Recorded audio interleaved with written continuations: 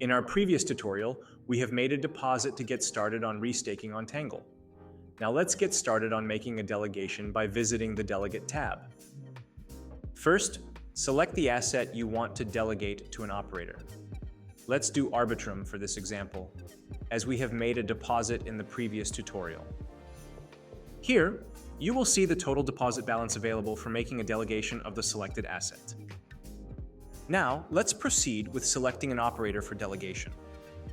Here, you will also see the number of their registered blueprints. Once you have selected an operator, proceed with selecting from the list of their registered blueprints for exposing your delegation stake.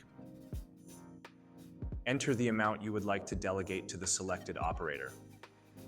Note that by making a delegation, the delegated funds will be subjected to an undelegate period. This is the waiting period between initiating an undelegation schedule request and executing the request. Once the delegation transaction is successful, by visiting the operator's page, here you will see that you have delegated to the operator, and voila, you have completed your delegation. Note that you can also update your selected blueprints for each delegation at any given time.